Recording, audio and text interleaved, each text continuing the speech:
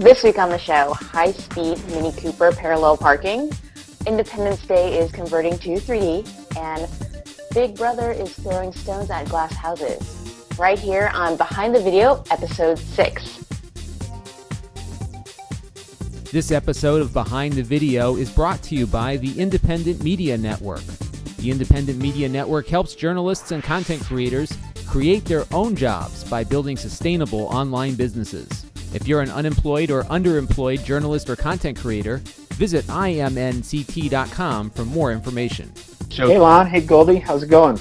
Hey, going good. You look almost sunshiny over there. Like you're I have my own sunshine light. I'm here in a hotel room in New York City, and it's kind of a space pod, and so it's weird. There's lighting. I'll tell you what, though, in New York, they've got good bandwidth and studio lighting. It looks like everybody that stays at that hotel has got a podcast, Tim. I think you've got some competition.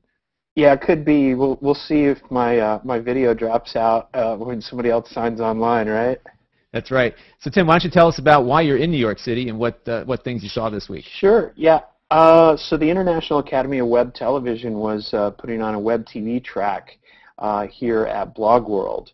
And the Blog World and New Media Expo, which, by the way, has just changed their name to NMX, so New Media Expo, so NMX. I want to call it New Media X, but the next show is going to be in Vegas in January, leading up to the IAW TV Awards. And we had a lot of great sessions about web television and different things from like the legal contracts that you're going to need for web TV, how to build an audience, how to grow your audience, how to monetize your web series through ebooks.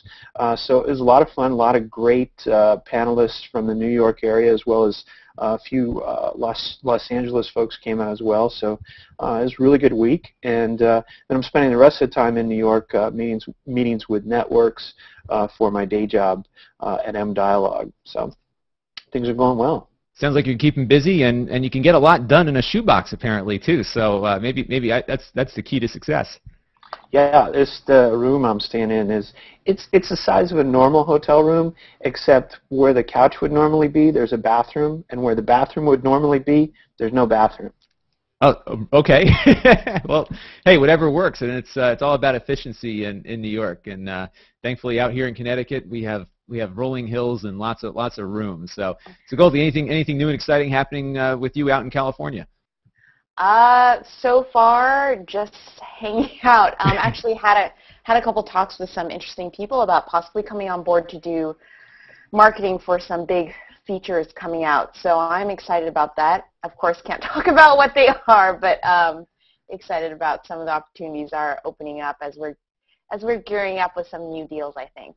Well, we can't wait to hear about them and tell everybody about it. And in the interim, let's talk about the box office, because a new movie has hit the #1 position, and that is Snow White and the Huntsman. It looks like a kind of a grown-up fairy tale here. Tim, have you heard anything or seen anything? Yeah, yes, I have. I think I was talking to my friend Goldie Chan, and I think she saw it.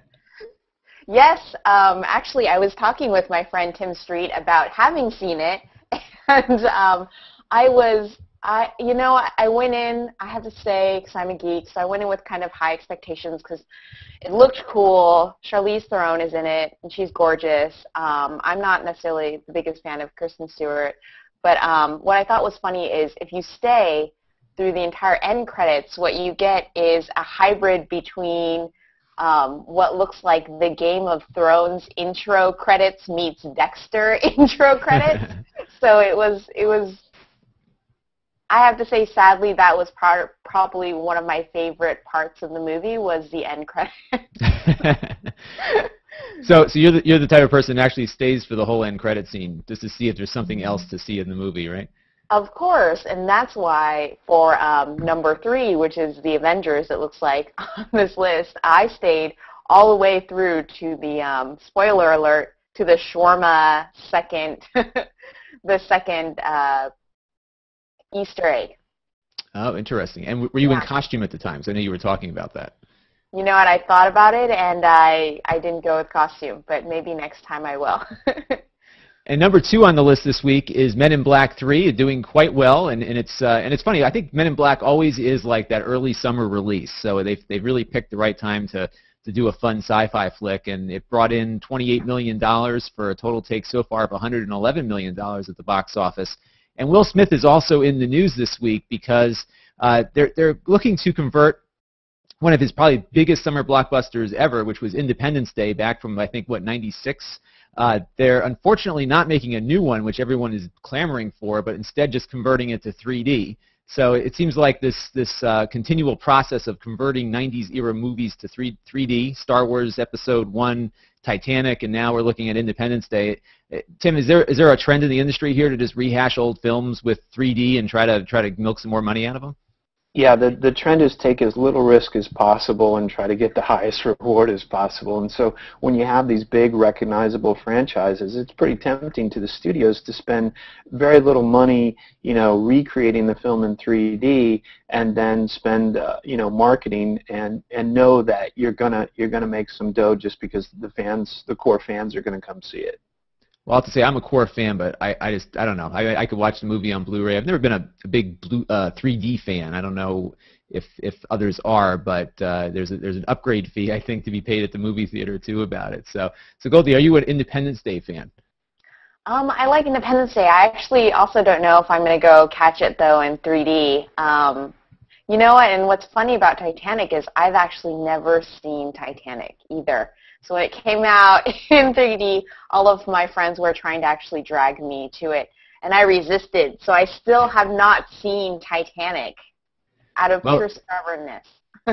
Well, there you go. And you know what? Your heart will go on, I can tell you that much. So, some other bits in the news here. The Hobbit, which is was that the prequel to the Lord of the Rings trilogy? Is in production, and the blog is up and now really getting all the fans into an uproar because now they can actually start to see some of the production sets. It was interesting. Star Wars did this back 10 years ago or 12 years ago now with Episode 1, giving out little snippets on their blog of some of the things they're looking at here. So this is a real fan favorite, guaranteed almost to probably bring in the revenue they hope it will. Are you looking forward to this film, Goldie? I'm definitely looking forward to this. In fact, I'm such a geek. I've been on Quora lately, which is a questioning answer site, answering some questions about The Hobbit. One of them, which was, if you guys have ever watched Game of Thrones, to further geekify myself, the actor who played the Mountain in Season 1 actually left to play an orc in The Hobbit. So they replaced this actor who's, I think he's something like 6'4" and a lot of pounds. So he's truly a mountainous man, and I wish him best of luck playing this sort of lead orc in The Hobbit. And another, just in things to look forward to, another real fan favorite movie is Prometheus, which is a prequel to the Alien trilogy. Was there a trilogy, Tim? I think there was 3 films, right? I'm trying not to pay attention to this because I just want to go and hopefully enjoy it. I don't want, for some reason, my little voice is telling me don't build up your expectations too much so that you're not disappointed. And I think that was. I'm not talking about it. La la la la la la. Well, Tim is good. Well, Tim blocks his ears and we'll mute him.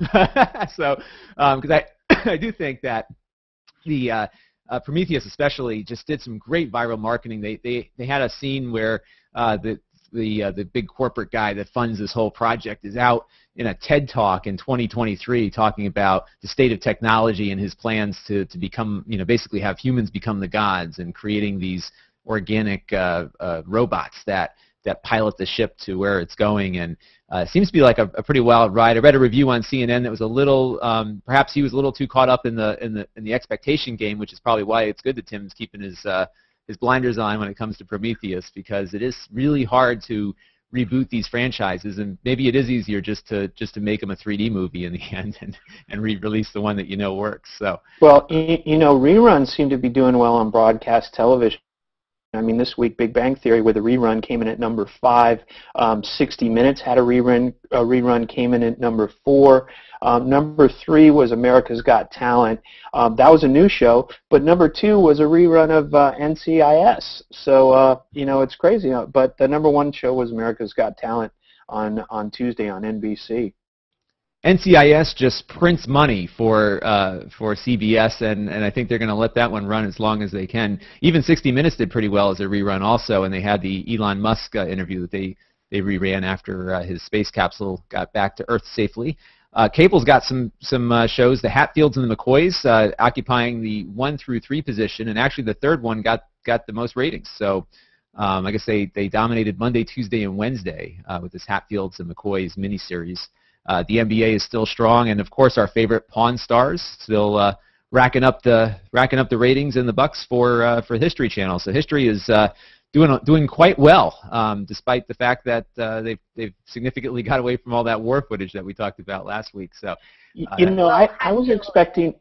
Oh, go ahead, Goldie. No, go ahead. I was just going to say Hatfield and McCoy's is war footage, kind of. I mean, it tracks the, I don't know why I know this, it tracks the fight between 2 warring families, I think in Virginia and West something or other in the States. So it's kind of going over this family feud.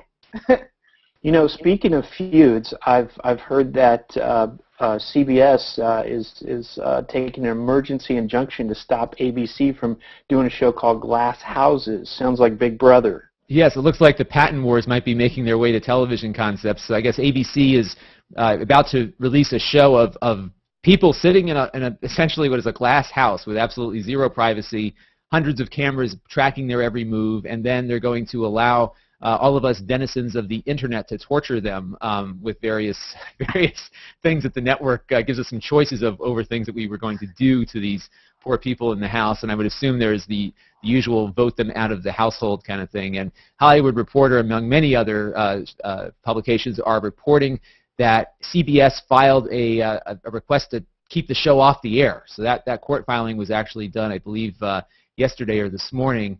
No word on whether or not the court's going to grant that injunction, but the show is set to go on, I believe tomorrow night, Saturday night.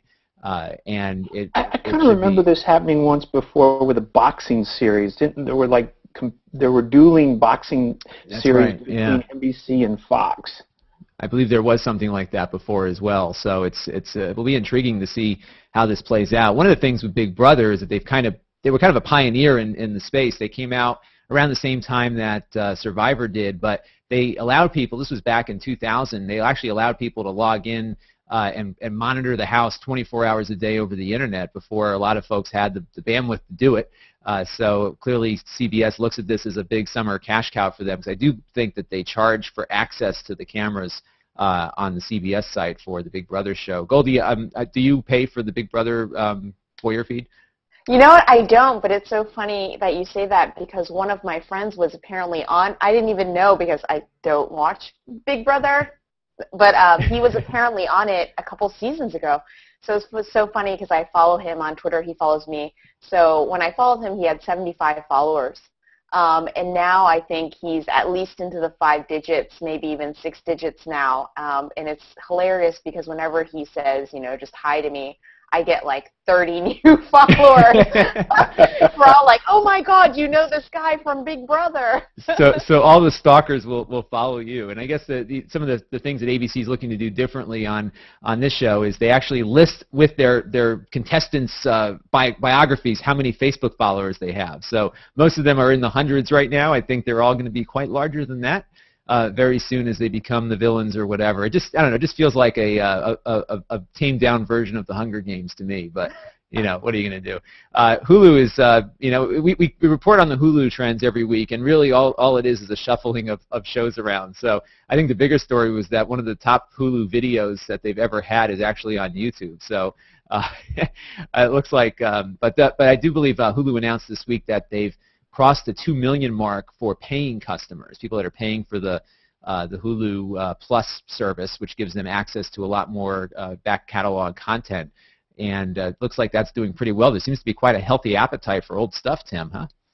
Yeah, I mean, people like familiar brands, and if they're in the mood for some snacking, it's great to tune in with, watch Family Guy, or, if they want to catch up on something like The Daily Show or Colbert Report, it's there on Hulu, and they can find it fairly easily.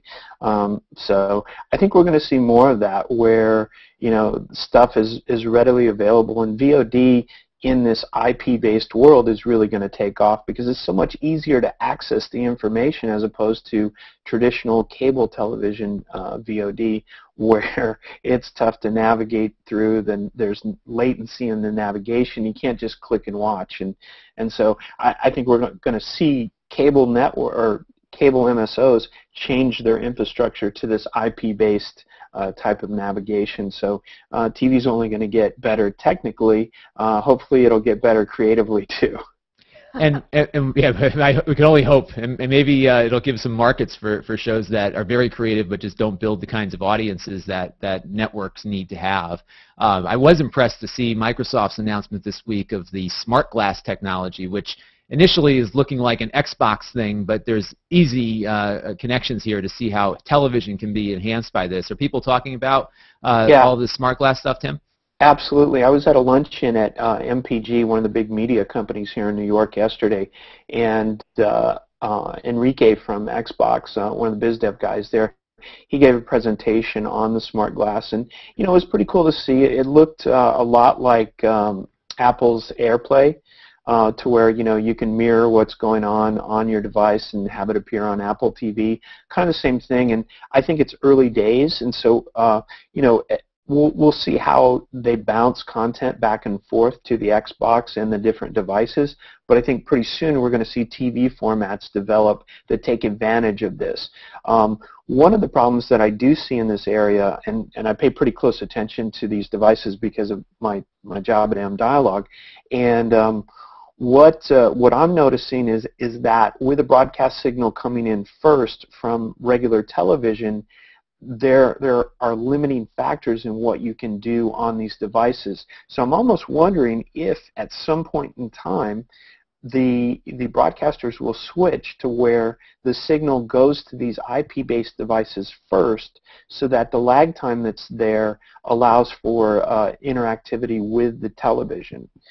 So right now, if you're watching TV, you're watching a show on the TV and on the iPad, there's going to be about a 30 second to 1 minute delay in the video. So if they swap it, they might be able to sync it so that the video plays on the iPad at the same time as the TV. And with syncing technology like Shazam, and Shazam did a cool presentation at the luncheon as well, I think we could see some really interesting television formats develop, and some interesting advertising that's a little bit more fun and playful, so that you enjoy watching the advertising. Yeah, that's the trick, is to get people to enjoy it and not implement those commercial skip options like that. Goldie, do you think that the Xbox is kind of a barrier to folks who want a set-top box but don't want a game console? Because it is still marketed at gamers, but it's quickly morphing into something more. You know what, I really like the Xbox, not just because I play video games every once in a while, but I really think that that it's the future is blurring the lines between a gaming console and serving up what Tim said, serving up good content, basically, especially good TV content. And yes, I think that once we solve those issues with timing, I guess, and get the technology up to speed, I think that we're going to have some really interesting upgraded consoles coming out. And I'm also excited to see what kind of new technology comes out once we've upgraded from what we have right now. Speaking of timing, I have a meeting I need to run to here in New York, so I'm going to take off. It was great being on the show, and I'll let you guys talk about what happened this week on YouTube. I'll see you guys later. Great, Tim. We'll see you in a little bit. Bye. And we weren't sure Tim was going to meet with us at all, so it was great to have him on the show at least, and get his take on some of the stuff at Blog World, because there's a lot going on, and there's a big merger happening between people that are doing this independent content like we are, Goldie, and the big media. I think there's a mashup happening, a lot of opportunity out there. So. Oh yeah, definitely. I think a bunch of my friends are out there just talking about how to get web series off the ground, and a couple other panels. There are a couple other panelist friends who are enjoying Blog World right now, I guess New Media Expo. Yeah, I'm hoping to get to one. I'm actually in Connecticut in like a 2-hour train ride away, but work just never gets me out of the office, unfortunately. But let's look at some people that did get out of the office on the top 5 YouTube videos of the week, and the first one actually is one to definitely see. There's a parallel parking world record that apparently keeps falling, and apparently this is a world record for high-speed parallel parking. And if you go on YouTube and look at the top 10. The tightest parallel parking record beaten at New Mini launch is the title, and it was a great marketing effort by the Mini Cooper folks. And people are driving these little Mini Coopers, probably 25, 30 miles an hour, and basically drifting right into a parking spot. One guy came within 15 centimeters of the cars parked there. They did not show any wrecks. That's what I was looking for, but it looks like they managed to do that. Goldie, are you a good parallel parker? Actually, I lived in San Francisco for a while, so yes, I have to say that takes some skill. I'm a good parallel parker on a hill, actually. But the Mini Coopers are so great because you can fit them into such tiny spaces. And I've definitely seen people, probably illegally in my neighborhood, parking them sideways into parking spaces. Okay, because they can fit. Those are the smart cars, right? Yeah. You can do it with those too. Another item on the top 5 was funny. Actually, 3 of the top 5 YouTube videos are not in English. So there's international viewers that are driving a lot of these top 10s. iPhone 5 glass panel. I believe this also came from a site in Asia. Somebody claims to have gotten a hold of a panel for the new iPhone that is allegedly coming out at some point. And it's just hysterical how, if somebody had a Samsung thing, it would certainly get some play, but really these iPhone and Apple rumors tend to generate a lot of attention. Fanboys, the Apple fanboys are just completely rabid about any of these rumors. And one of my friends works at Apple and kind of hears actually what happens behind the scenes, doesn't tell me, of course, right. But he just kind of reads these rumors to laugh at them, because some of them he's just like, this is ridiculous. Like he knows. Because he actually knows what's going on, and people are like, oh my God, and now they're now they're doing this, and a lot of it is, of course, rumors, but some of it's fun to see, like the new glass panel. Yes, the new glass panel is just captivating television. But hey, you know what? They got over 1.7 million views of people eager to get an eye on this thing. And it just shows you that in this age of transparency, that sometimes being completely opaque generates as much marketing as being completely transparent. And I think Jeff Jarvis on a podcast the other day, who's on This Week in Google, said, if you're that good, you can do it. And I think that says a lot about Apple, that they're that good at it. Most people can't be that good. We wanted to add a new thing too, just talk about some other web series that we're seeing online that are of interest. And before I get to this list, what was intriguing to me is that it looks like they're evenly split between YouTube and Yahoo as a hosting platform. People often don't feel like Yahoo is the darling of the web, but they're still generating a lot of content and hosting a lot of content. One of them is called 7 Minutes in Heaven. And it's this guy in his closet who interviews celebrities. And I don't know, have you ever seen this show, Goldie? I have, and it's what a nutty concept. But I really like it. Because it is nutty, and they're like, great, let's build a small, as a producer, I think this is what happened. Let's build a small, controlled set that, is easy to manage, easy to get people in. We can light it the same way every time. And then we can just get in actors and do these things really quickly. And it's pretty, I don't know if you've seen them, but they're pretty hilarious because they're kind of in the closet and there's clothes and they're physically navigating the space as they're going through the talk show. It's good sound. You can certainly get a nice muffled, echo-free environment in a closet. So that seems to work pretty well. Any thoughts on why some web series folks go to Yahoo versus YouTube? I would say the obvious answer to that is they're just getting a better deal. Okay. If you want to think about reach, I still think that YouTube is just one of the stronger places to get reach. But if I want to think about monetization, then I want to look at every single platform that there is, which is different than necessarily reach. Right, and I think that's important too. That you've got to really pick the right place for your audience there. And I'm looking through some of these other web series that our producer Jason Perrier put together. Tim Kring of Heroes created a 5-episode series called Daybreak, which is looking pretty cool. That one's on YouTube.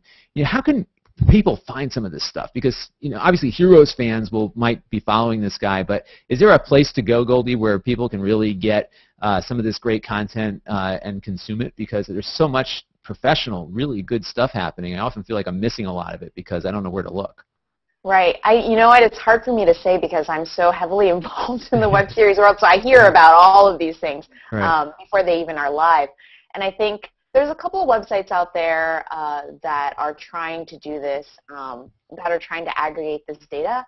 I have to be honest, I haven't really seen one that I think really does it well in terms of really kind of gets the fluff, gets the wheat from the chaff, so to speak. So I'm still looking to see a quality website that focuses on content that is really strong, either on the acting, production, or simply story side. Because I think a lot of sites just simply focus on, this is a web series in general. And not every web series is created equal. Right, it's true, and there's probably some real gems out there that never get discovered. So, aggregation and some of this, some of this curation is really going. I think there's a real market for that, and hopefully that will help, because for people like me who I don't work in web series world. I'm more on the media side where we're doing a lot of news and information. It's I want to watch some of this stuff at the end of the day, and I really want to know where to look. So hopefully somebody watching or listening will create that for us. So well, hopefully if we start doing this 5 web series to watch, then hopefully we'll start curating a list. Let's do that. So a couple other ones that he found for us. Burning Love is from Ken Marino, and he stars as a fireman turned reality TV show contestant, and it's kind of a spoof on The Bachelor, so a little comedy action there. There's another one called The Flog, and if you're having a bad day, just watch Felicia Day, who's probably the master at some of these web series. She's been doing one called The Guild for a while that has a huge following, and she's going to operate heavy machinery with such glee that you'll have no choice but to feel better if you're having a bad day. So that might be one to check out. That one, incidentally, is also on YouTube.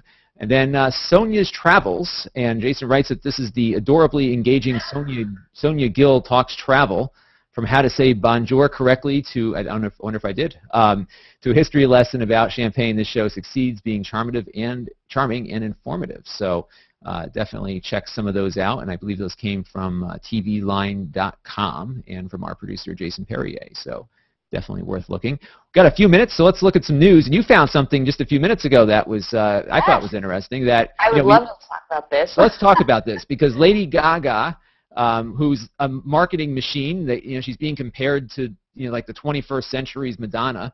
And this article on Mashable says she would not be where she was even with the second album if it wasn't for her social media director. So what's this all about? So what I thought was really interesting is this whole article is about the launch of her Born This Way album, which was incredibly successful.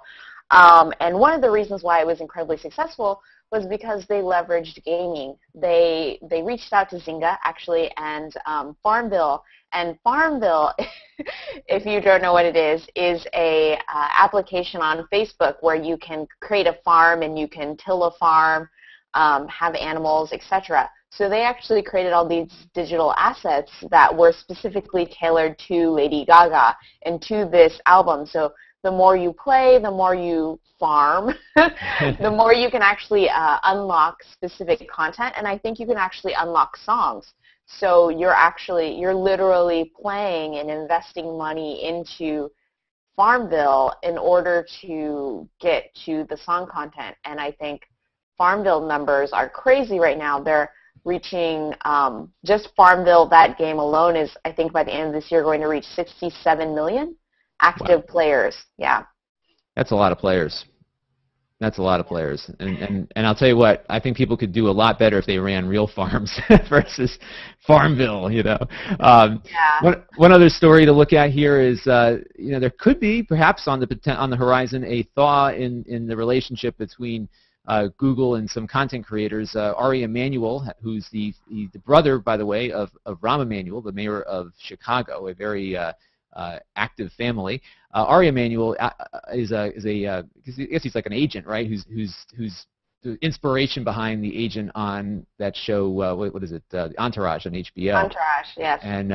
And he is extending an olive branch, according to TheWrap.com, to Google. And I guess there was a testy exchange between him and Google in relation to how they filter out pirated content. And as you know, the SOPA PIPA thing boiled to a head when Google basically pulled the nuclear option and inspired a lot of folks to turn their websites black for a day in protest of the motion pictures industry's attempts to try to really stop piracy with a in a way that wasn't going to work well for most of us in content creation. So Emmanuel really wants to try to work out a way that everyone can sit down and talk, which might actually be a good thing, because there's a lot of folks who were opposed to SOPA PIPA but also agree that having some copyright protections are really important. And let me ask you, Goldie, because part of what we do as independent producers is, especially with video, it's so portable that it can be embedded everywhere. Do you have concerns over copyright for some of your stuff? You know what?